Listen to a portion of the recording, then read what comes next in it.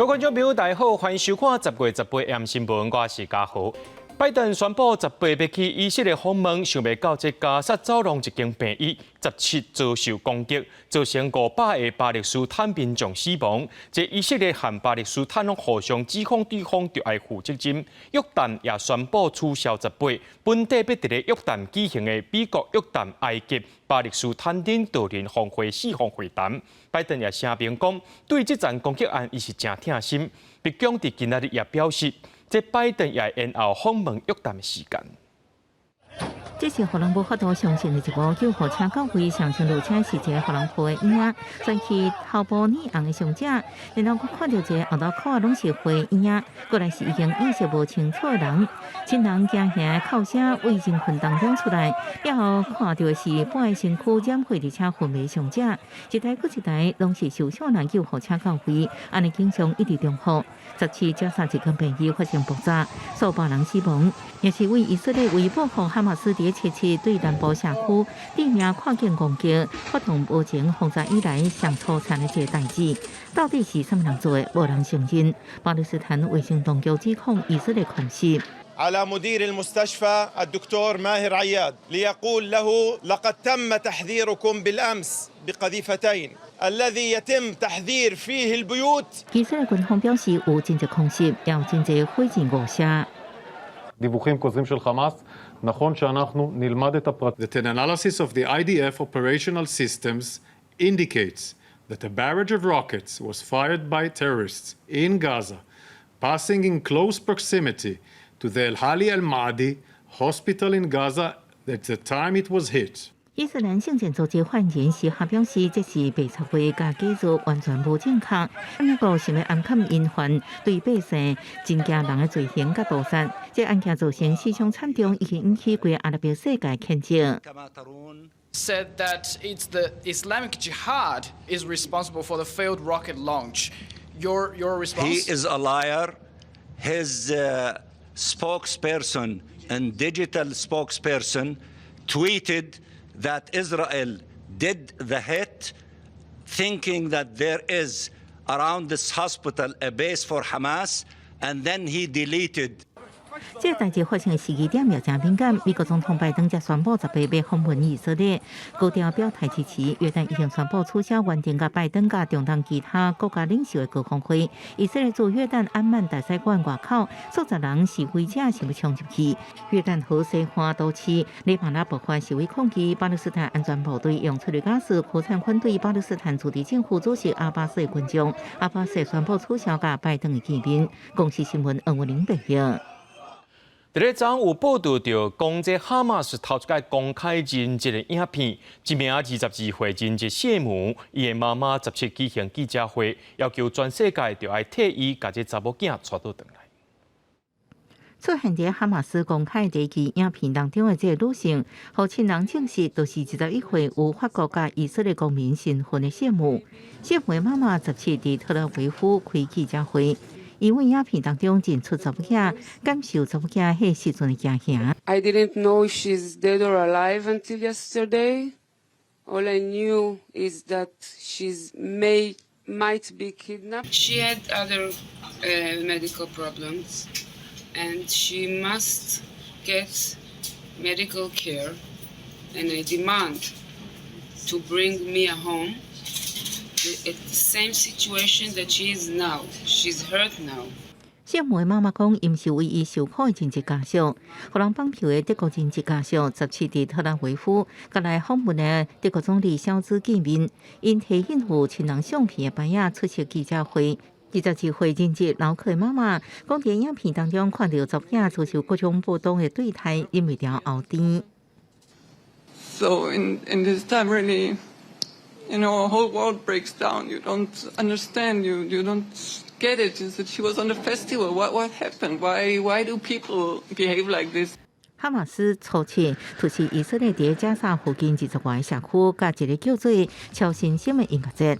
以色列军方统计，至少199人遭到绑票，包含法国、德国、美国等外籍国民。以色列政府显示，这人有努力妇女，有的人真需要医疗协助。哈马斯伫另外一个影片当中讲，这人质是人客，等到好的时机就会放人。BBC 是报道一个资深哈马斯成员透露，那以色列继续空袭加沙走廊，无可能释放外籍人士。为解决以下冲突甲经济的问题，德国总理肖兹17甲以色列总理纳坦雅胡见面，各地18去埃及，甲总统塞西参详加沙的人道救援问题，都是希望赶紧救出人质。公视新闻张淑芬报道。美国国防部17公布一寡正危险的画面，讲这中国解放军继续伫咧南海、东海等空域呢，故意要咧事端，因为战机飞wat来，甲这美国抑个盟友的军机炸，甚至是飞进wat等等的行为，这2年来特别一百件咯。另外，咱的国军伫咧花莲七星潭海岸实行战备攻防检验，这是七星潭伫34年后，搁再放伫做是中国解放军正有可能会上岸的红色纱布。海军中呼级战车登陆舰是放出3台 AAV7的两栖突击车，顺利伫七星潭的海沙堡登陆。麦当看到滩头有放红色的界限标。今日国防部检讨中国军队有可能对台湾两栖登陆的买20个红色的海沙堡。过去拢方认为讲是登陆的难度真悬，障碍真侪的花莲七星潭海岸。34年后，国防踏入这摆试点和检验战备，表示东方的战备准备好啊。东岸已经不是我们安全的后花园，相对来讲，有可能东岸也会变成驳火的战场，所以其实对我们来讲的话，我们的所有的防卫都要去依据解放军现在实力的一个变化去做调整。中国军队的动作一堆，唔那是继续派军机干扰台，危险的行为嘛一直增加。美国国防部17公布一寡画面，要来抵制中国的起步空。All is part of trying to interfere with the ability of U.S. forces to operate safely in places where we and every country in the world have every right to be under international law. 不过，中国军机是忽然间正换美国飞行机的正头前，和美国飞行机只好飞过中国飞行机的尾流，和机身海个真厉害，佮有放照明弹来干扰等等。敢若过去2冬，伫东海和南海这空域，都已经对面200摆的危险做过阻挡。And those accidents could lead to miscalculation. We must prevent these from happening in the theater.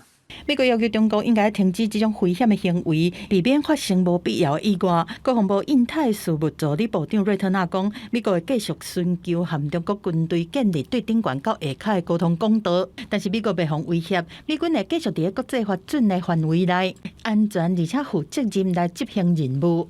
记者综合报道。台积电表示讲，伫现有的条件之下，袂搁再考虑到这龙潭园区3期。国科会主委吴正中表示，会继续推动两区3期的扩建，也继续和居民沟通。那台积电会去倒位呢？伊是强调讲，上先进的制程一定会留伫台湾。有真侪地方政府拢表态欢迎台积电1.4纳米厂来到遮来起厂办。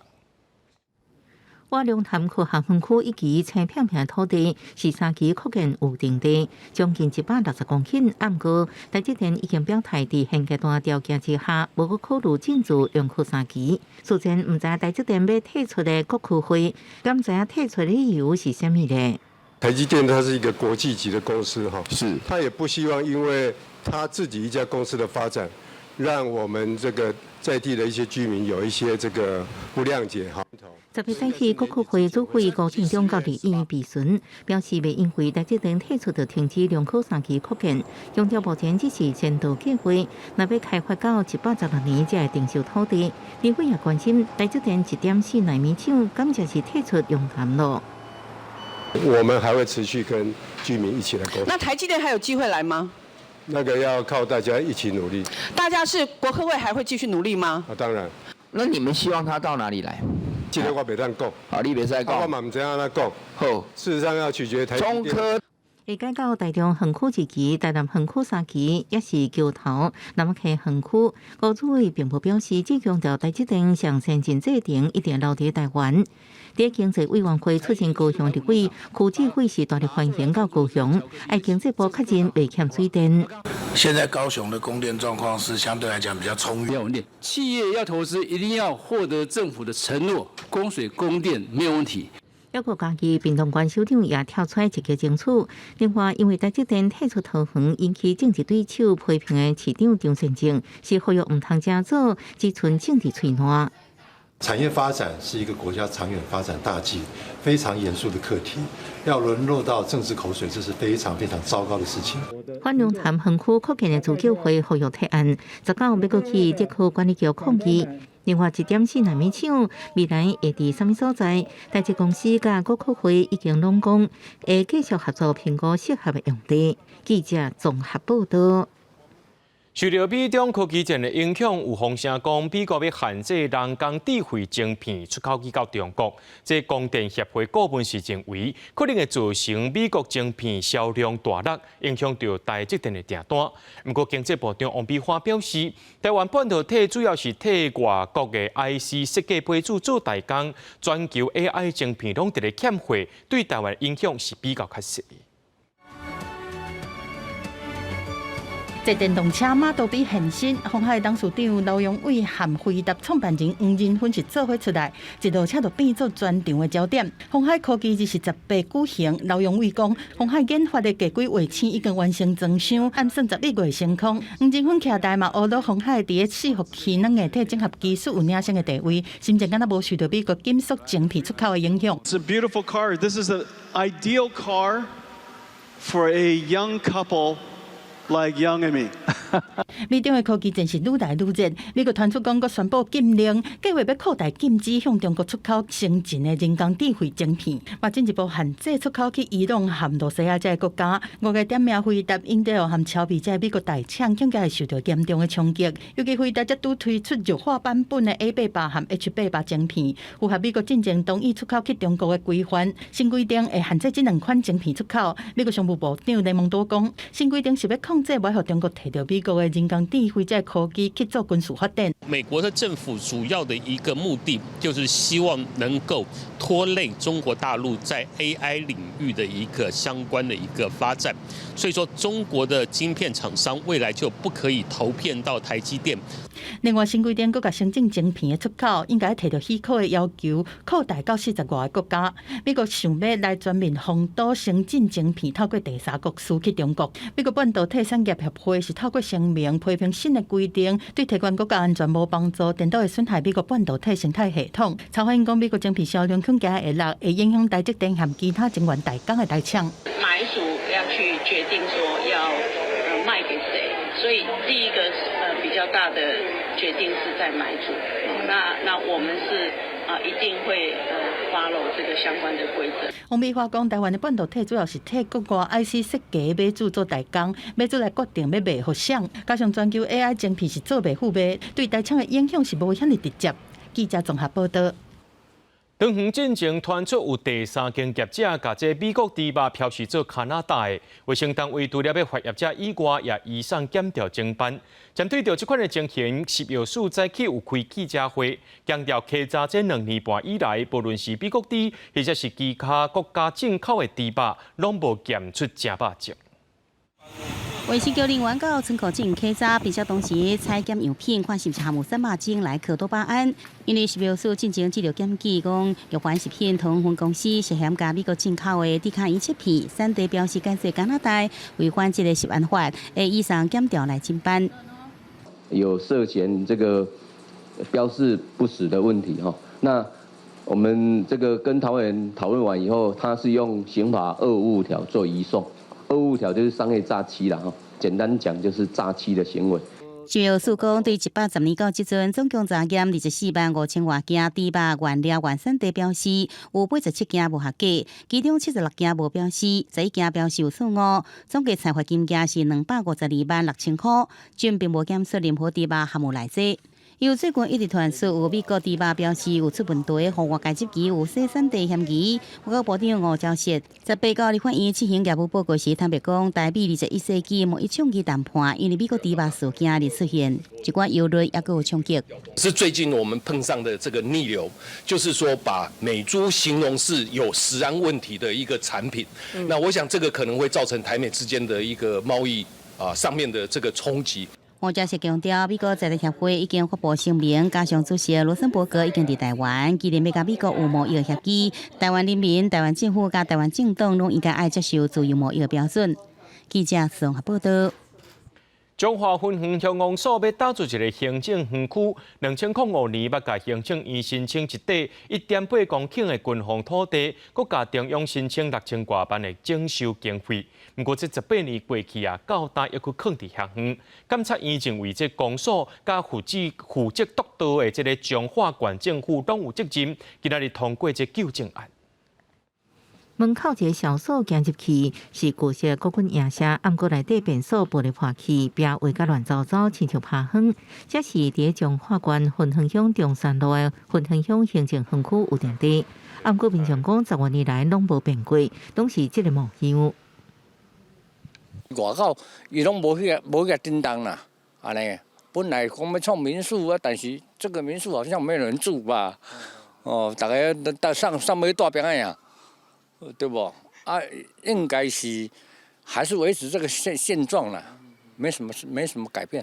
行政园区计划1.8公顷早年是炮兵园区，分园乡公所2005年向行政院申请半用土地，打算将公所搬过来，搁去乡镇博物馆、多用途广场、休闲园区等，搁向内政部、交通部、彰化县政府申请6000多万补助征收。不过因为无完成土地变更，也无摕到建物使用执照，园区拍荒18年，监察院18认为公所甲县府爱负责任，通过纠正案。那拨用土地也没有按照原来的拨用计划在使用，整个拨了土地将近20年，花了6000多万，现在就等于闲置荒废在那边。彰化县政府他的上级督导机关，他也没有善尽他督导行政服务园区，也完全没达到，这就是我们为什么要纠正。分园乡长林世平表示，这拢是前乡长的作为，目前爱等监会调查报告了后，才决定未来走向。也环保部分的所在已经提供给清洁队使用，环境要专人摒扫管理。在我接任之前，他就是这样子的。我们想说，在等这个调查之后，看怎么样，我们再来朝这个方向来处理的。即使没有把它荒废，你进去看，你也看到它其实都还很整洁，所以我们都是有打扫的，我们都是有专人在管理的。彰化县府指出，乡公所今年6月才申请土地变更，目前在审查当中，会赶紧开发使用。国有财产署是讲，若公所无法度照原本向的计划使用，无排除废止收回。记者综合报道。伫新德县的县政七街有一大工地，昨半暝啊呢是规个放落去，有一个2公尺的坑。这已经是8月以来共一建案第3届崩塌了。县政府要求建商要赶紧抢救，而且依照建筑法，进前已经罚27万，这届搁再罚9万。伫咧危机解除进程呢，拢袂当动工。工地搁发生崩塌，建商赶紧抢修，防止范围搁扩大。新德县的县政七街一个工地17半暝搁发生崩塌，离出长宽过2公尺的大坑，因为全台崩塌案件一直发生，互工地附近的住户是真烦恼。我跟处长跟科长拜托，让我用抢险计划把它做到水箱盖。那水箱盖完成，大概整个地下室就是稳定的。愿意提拨2000万的责任保证金，好，然后我们就放定存单在县政府这样。建商抢修搁提拨2000万责任保证金，定存予县政府，县府要求危机解除进程禁止复工。这建案为8月以来已经发生3摆的崩塌，第一摆是8月1日，第二摆是10月15，是不到2天了后搁崩塌。县府进前罚17万，这摆搁罚9万。对一事一法的状况来讲，我们还是会针对昨天的这个状况再次开罚了哈。那目前本来就是勒令停工的状态。那未来因为为了整个基地周边的安全，也要求建商紧速提出一个抢险计划。在这边地下水比较高的一个地质环境里头呢，其实你应该是要用止水性良好的壁体，才可以避免漏水发生。那因为漏水之后呢，你就会把土沙从你这个道路的路基下方带出来。所以这造成附近的这个天坑的大小的这些孔洞呢相当多。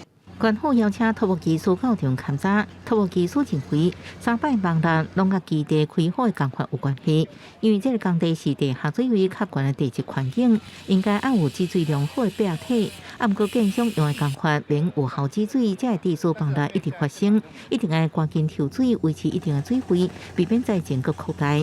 记者综合报道。中国“一带一路”峰会伫10月开幕，有130个国家和组织出席。罗西亚总统普京今仔日要和中国领导人习近平会面，两个国家拢有想要深化合作。不过，以色列和哈马斯的冲突可能影响到中国在中东的计划。即摆有风声讲，这礼拜会派出中东本地特使去到前线，要敲停战的代志。俄罗斯总统普京17到北京出席第3届“一带一路”峰会，是对俄罗斯甲乌克兰战争开战，也有普京受到国际刑事法院通缉以来，头一摆访问非前苏联的国家。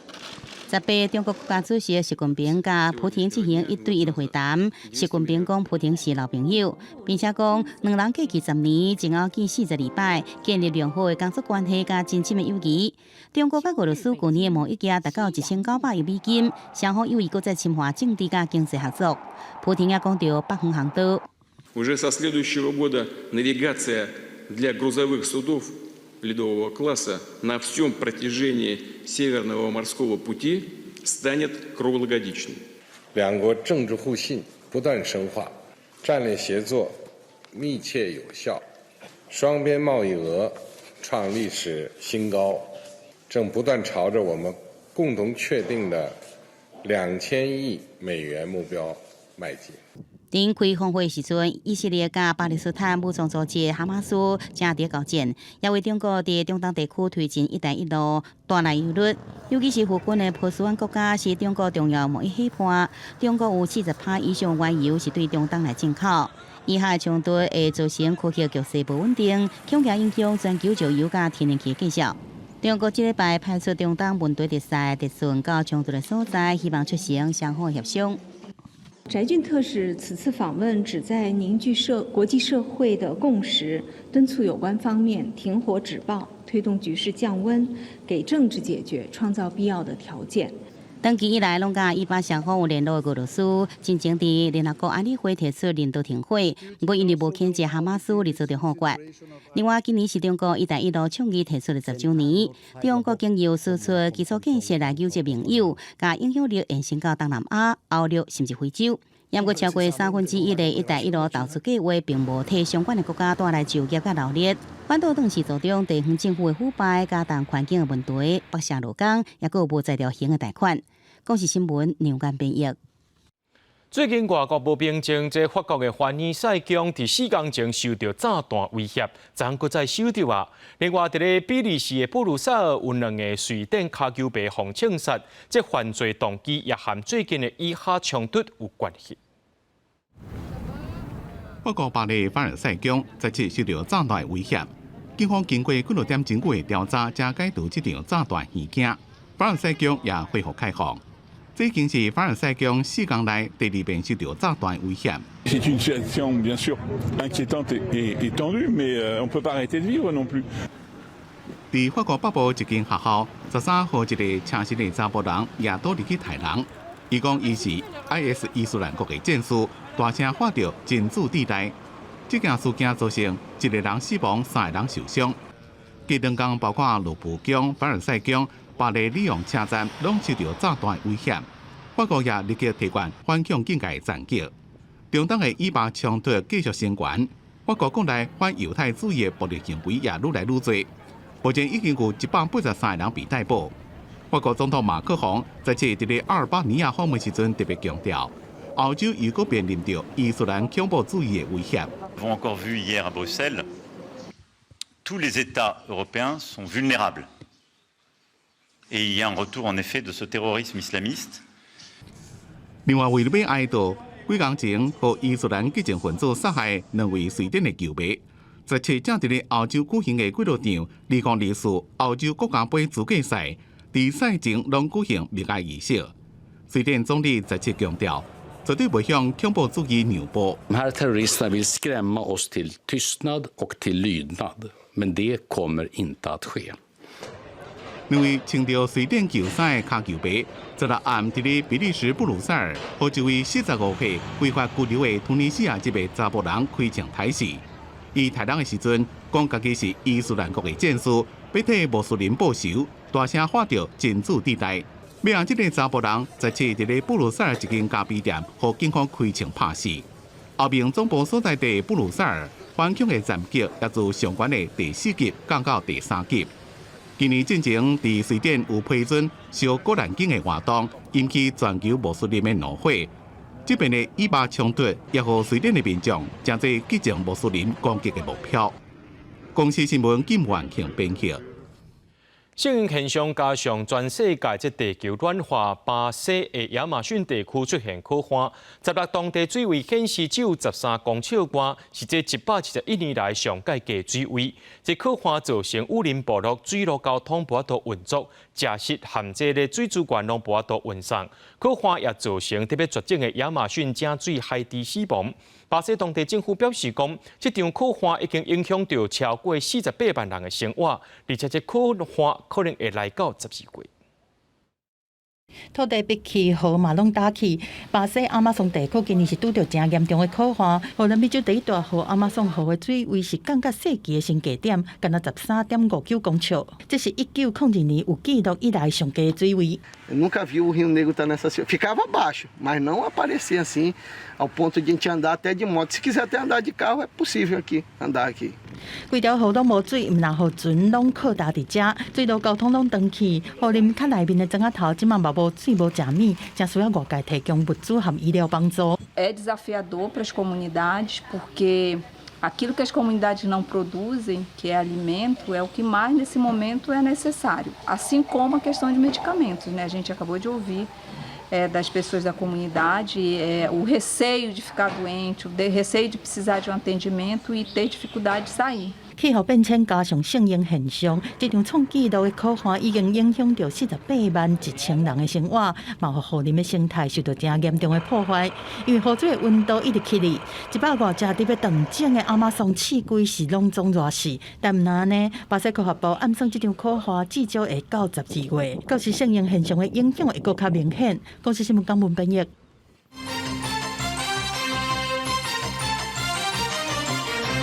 继续来看这总统大选的蓝白合，两位想要选总统的侯友宜甲郭文哲，拢是透过媒体直咧发声。侯友宜是要求郭文哲爱先对中华民国有利，若郭文哲是回应侯友宜就爱放轻松。虽然两个人有意愿当面沟通，不过郭文哲表示，和国民党合作是真复杂，那准和郭台铭合作会较简单。另外，郭台铭和郭文哲的合作，即郭台铭是话中带话。若讲到民进党的热情，就是去到新北市的三峡公庙拜拜，也拼共党立委的选情。想跟他说一句话，希望每一个人都是利中华民国，不要利个人。我有一说 ，Take it easy。蓝白合卡条咧，侯友宜、郭文哲伫领袖论坛演讲，也是前一后王不见王，当然先互相发声。像风景班对如何产生上强候选人有完无共识，后班提出这种方案，民调民主初选并行，外班用不到加紧速度拒绝。啊，不过两人好亲像想要当面沟通。跟柯市长的整个沟通，我相信管道都是非常畅通的，只要大家善意的坐下来沟通。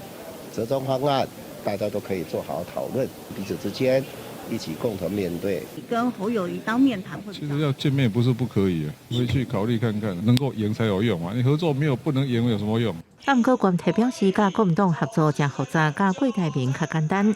除国党73岁生日要送会长心想事成，郭台铭也顺势接球。啊，不过是不是可能郭瓜配还是郭贵配？伊话中有话。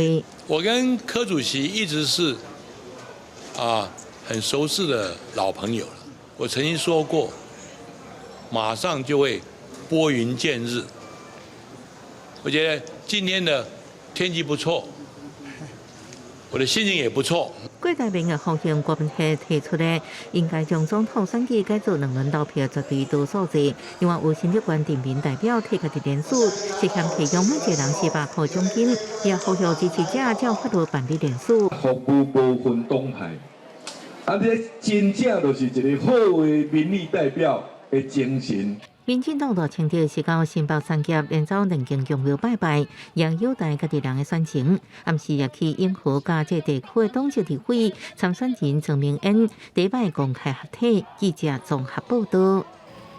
美中贸疫战带动这供应链衰微，经济部表示讲，最近这几年台湾投资东协的这金额呢有明显的成长。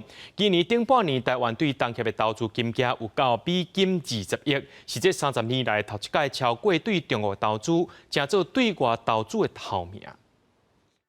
美中贸易战带动全球供应链大移转，也改变台商投资行为。根据经济部上新统计，加上今年顶半年，台湾对东协的投资金额是20亿美金，超过中国大陆，已经将做咱对外投资地区的头一位。也若咱国现顺对中国的投资金额，对2020年、2021年的59亿美金顶下啊，到今年的顶半年，敢若剩19亿美金。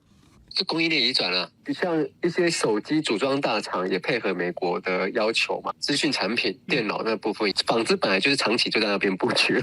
虽上，咱国对东协投资行业是真多元，不过也是以制造业为主，占将近40成。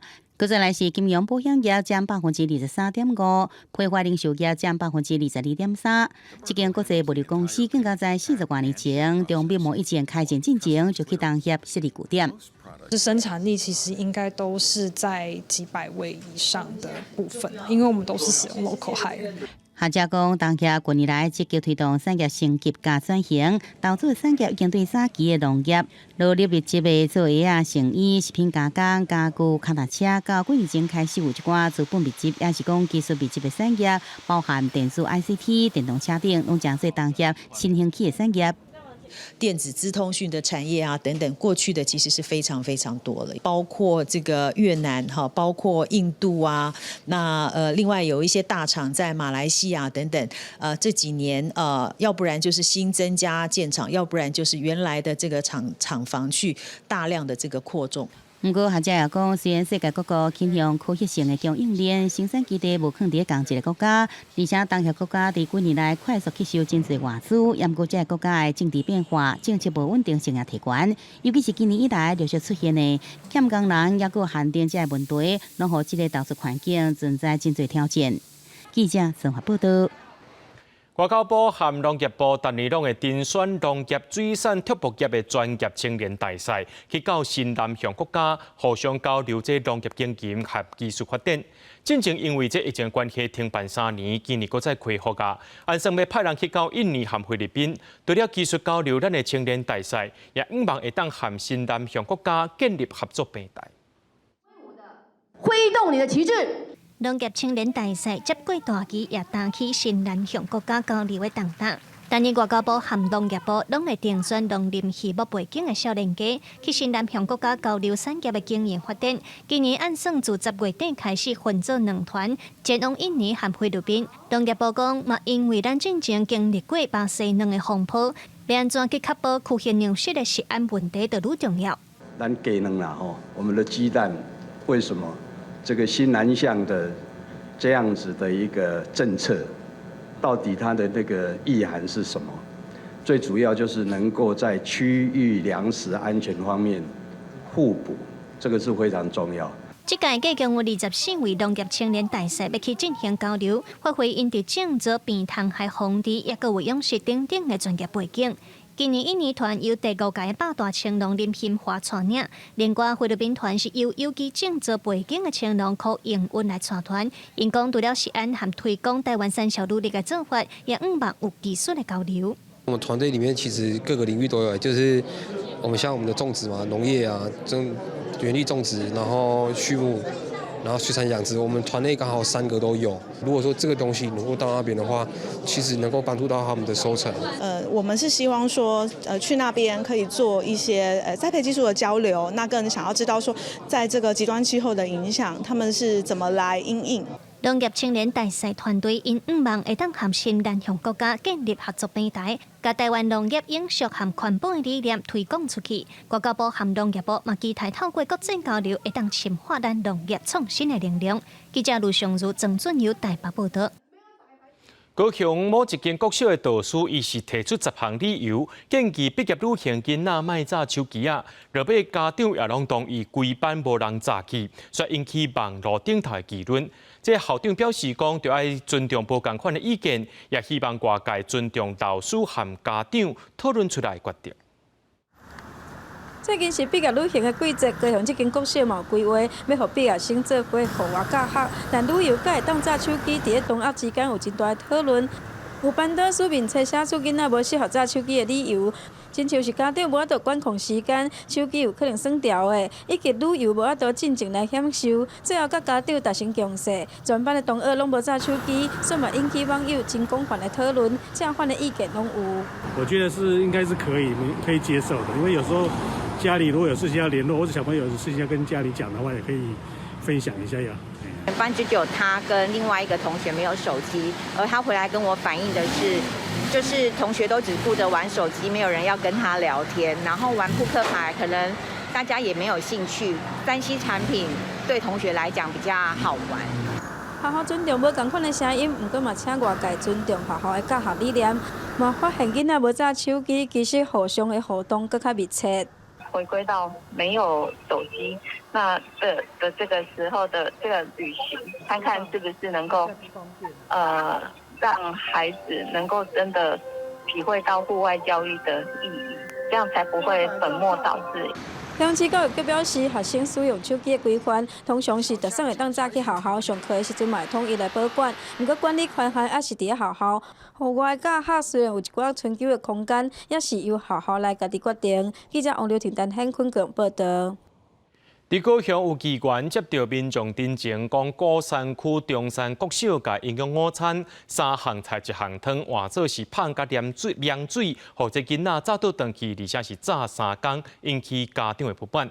学校是解说讲，烦恼这1年的学生拄来，搁再撞到风台天，惊因食袂惯势，才甲这菜色换做是芳甲凉水，互囡仔早倒回去。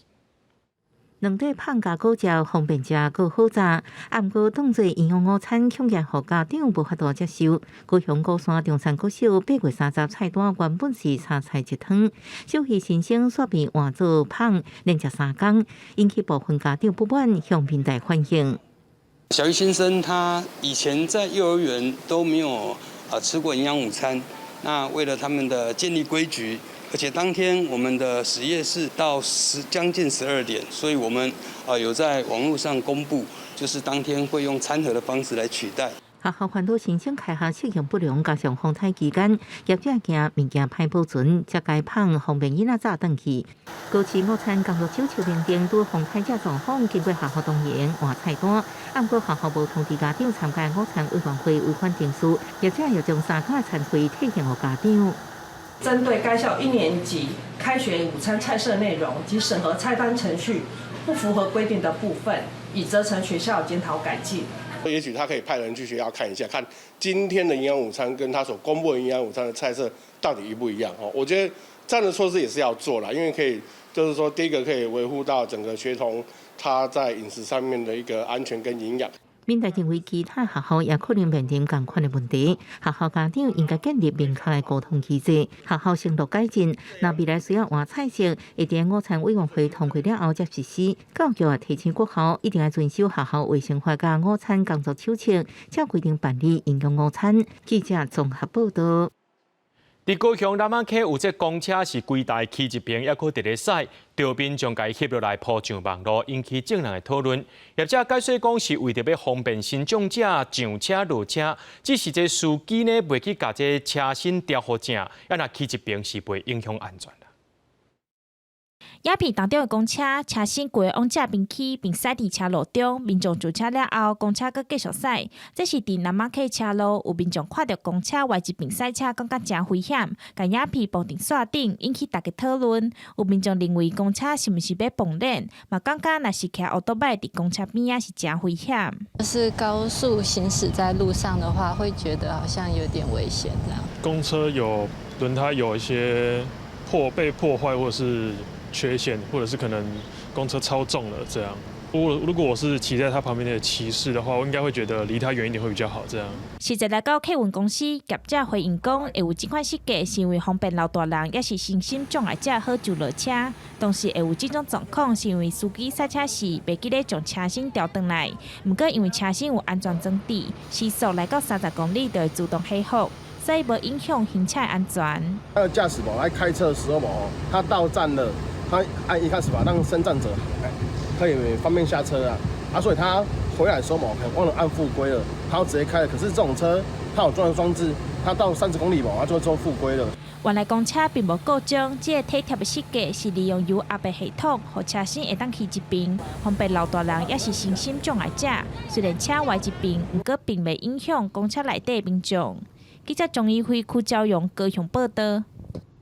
绿色和平伫8月有落去小琉球的海底直光桥进行生态调查，发现讲真侪观光地点，在平方公尺范围内无到半只鱼仔，就算有也拢是这5公分到7公分真细尾的这鱼仔，状况是偏肯定，抑个力度佫较歹。厂水人员伫咧水底10公尺深的所在扭穿活线，准备要来好好观察海里鱼类生存的状况。拄到会当看到几只。款团绿色和平伫咧8月中下旬找调查团队来到小琉球6个景点的沿近海调查生态，其中5个地点每平方公尺平均干那0.4至0.8只鱼仔。鱼仔分布的密度比垦丁甲绿岛也佫较低。其他的地方都不到1只鱼，其实数量是非常的少，而且体长也非常的小，它平均只有5到7公分，鱼类的资源都呈现下降的这个趋势。绿色和平指出，其中伫咧花干礁生态变化上大，每单位面积平均的鱼仔数量对2010年的2只半，减少到今年的0.6只，显示鱼类的资源正在衰退。研究团队嘛发现到真侪地点酸污分布无到30%。而且酸污大体系嘛出现有色不种、单一化的趋势。那小琉球反而是雪上加霜，就是人为的污染破坏非常的多，那又再加上气候变迁的冲击的话，那它就挡不住了，所以它现在衰退的非常严重。学者认为，要保护小琉球的生态，目前上要紧的是要改善人为的污染，也该设立保护区。绿色和平认为，要赶紧推动海洋保育法。才会当真正来保护海洋资源。也若敢要针对观光客来管制人数，也是受上岛保育的费用。当地观光发展协会表示，居民有一半支持，一半反对。若要达成共识，恐惊阁有一段真长的路。记者综合报道。台南的市定古迹西菜市已经修复完成，不过民众发现讲，这古迹内面竟然有泡地刀甲加速桶。市长处回应讲，主要是一寡大头无伫咧古迹内面做生意的经验，目前已经改善啦。这栋建筑外观看起来新点点，兼有复古的风格。这是日本时代早期起的台南西市场，正经八是全台湾上大的公有市场。2003年奉列作市定古迹，历经市场拄整修好，摊商有部分刷倒来摆搭。不过，刷民众发现有摊商伫内底放地刀啊、甲加速桶，明显有违规。另外一边的出入口嘛蹲一堆粪扫。自当更伫公共所在迄度较袂。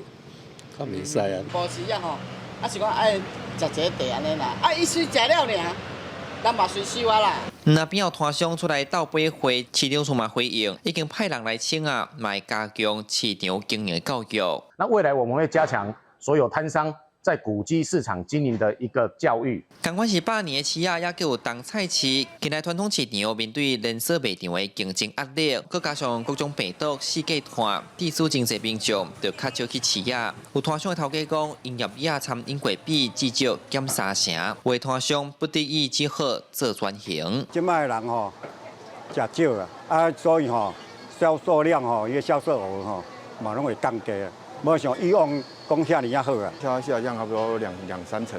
我们就是有做一些网购啦、宅配啦。台南拢总有59座公有传统市场，为着要活化市场，市场嘛规划推出多元招租方案，要招少年人来市场摆搭做生意，活化市场商机。记者新闻台南采访报道。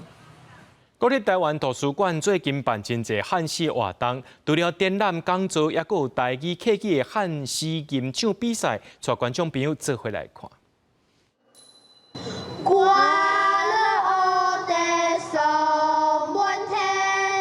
看囡仔用素派台语播短剧，那是不是嘛？互大家看到本土语言的推行成果。本土语是咱珍贵的资产。双十大典当中，用力用台语吟唱的伊兰王伫网络顶引起真侪讨论。按10月开始，汉诗推广特典伫国立台湾图书馆起稿，要展出汉诗的发展史，也要伫12月办台语客语汉诗吟唱赛，希望延续本土语言吟诗的关注热度。我们希望透过比赛。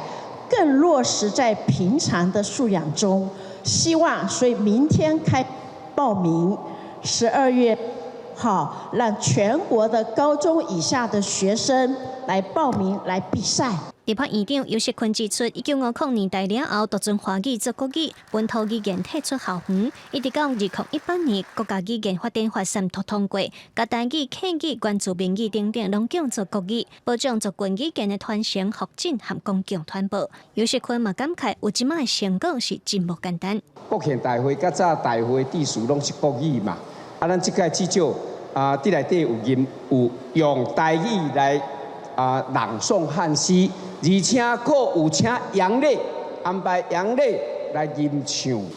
我任期都佫3个月，任期要写进前看到这种成果，感觉真欢喜啦吼。台湾图书馆所办的汉诗吟唱系列活动，除了展览比赛，也佫有3场讲座。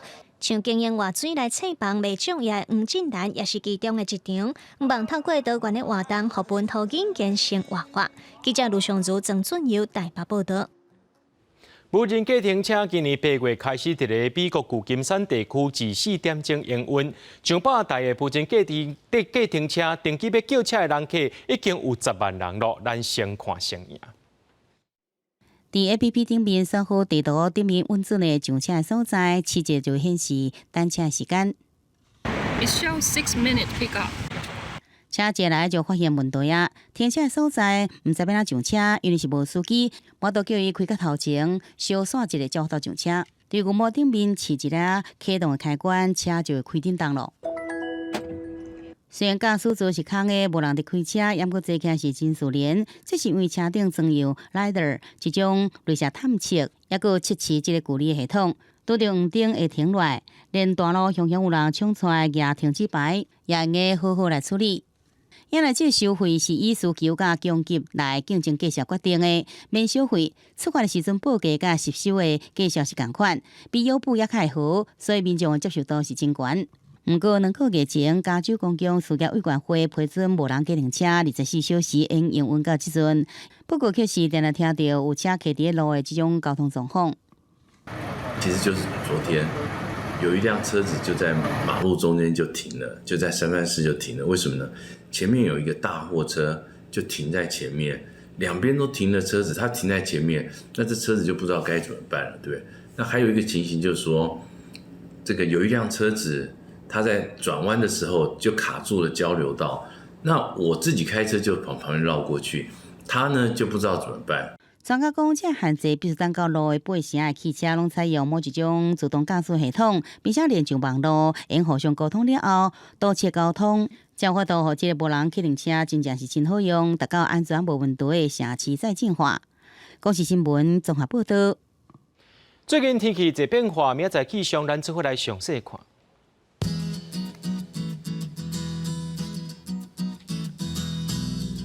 基隆到新竹对23度到31度，